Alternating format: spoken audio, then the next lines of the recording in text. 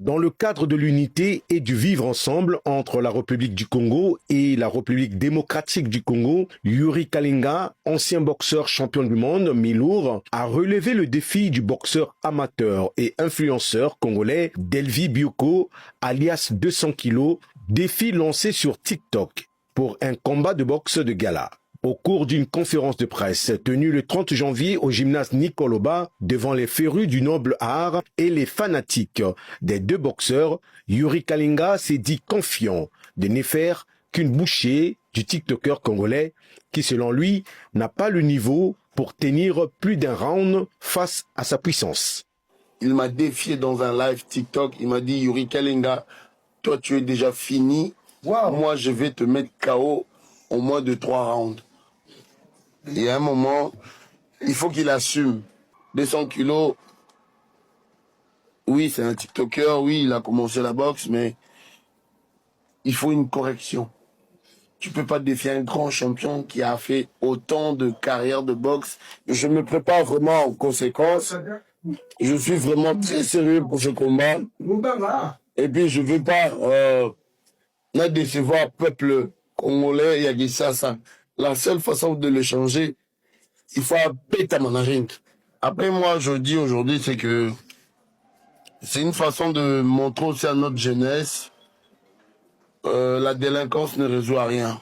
Ce combat, c'est une façon de dire que tu peux être sportif et gagner aussi de l'argent, gagner aussi en notoriété. Parce que j'ai jamais vu 200 kilos faire du couloir là. Il fait ses contenus, tout ça. Même s'il parle comme il parle, je peux pas le changer. De toute façon, j'avais dit au promoteur, on peut pas le changer. Pour sa part, le boxeur amateur et tiktoker congolais a rassuré ses fans de mettre Yuri Kalinga KO dès le deuxième round et a rappelé les raisons de ce défi. Notre sport est réduit au second rang. Et donc j'étais obligé de mettre des initiatives fortes pour essayer un peu de vendre notre sport sur l'échelle internationale. Donc il était question de mettre en place des défis, parce que le sport se base sur des défis. Le sport, c'est comme la philosophie. Il faudrait qu'il y ait la contradiction.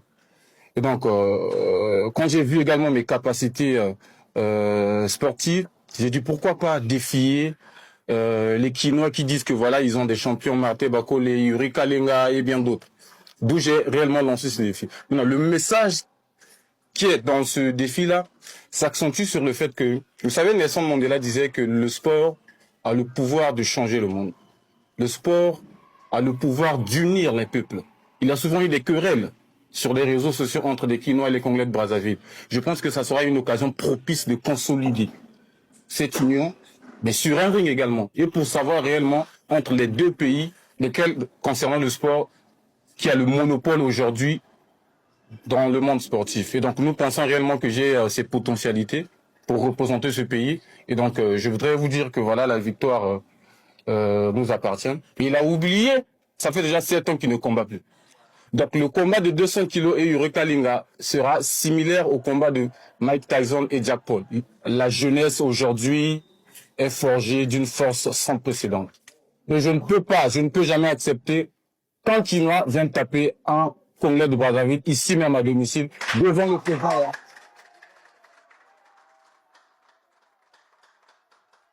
Le représentant d'Abib Ngila, promoteur de ce combat, s'est appesanti sur les enjeux de ce combat qui devrait unifier les deux peuples. Cet événement, c'est d'abord promouvoir la paix, les valeurs de paix entre nos deux nations. Et si Yuri arrive ici, certes, il est boxeur professionnel contre 200 kilos, mais disons que non, il aura beaucoup à gagner. D'abord, en termes d'image, sa propre image d'abord. Certes, beaucoup de gens connaissent Yuri Kalinga, boxeur, mais je pense que ça, certainement, beaucoup ne le connaissent pas. D'abord, c'est pour vendre sa propre image. Et au-delà de ça, c'est d'abord faire promouvoir la boxe anglaise ici au Congo-Brazzaville, car lui étant un grand boxeur venant de l'Europe, et c'est l'image du Congo qu'il va vendre au travers de ses combats. C'est ce que je veux dire. Je prendrai un exemple très simple.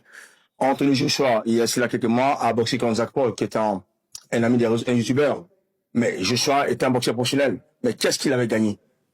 Parce qu'il a une expérience qu'il a vécue en France et il a partagé avec nous dans ce pays. Je pense que non, ce n'est que bien pour le Congo. Raison pour laquelle ce projet a été dénommé Bosangani à Congo, c'est l'unité du Congo. Ici, Congo, compte tenu des enjeux de ce combat.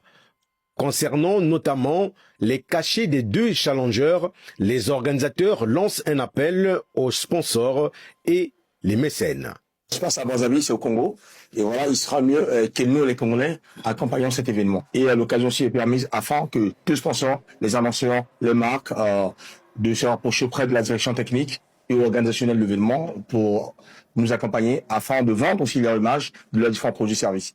Après cette conférence de presse, les deux boxeurs vont avoir 1 mois et demi pour peaufiner leur préparation pour un combat qui se tiendra le 7 mars 2026.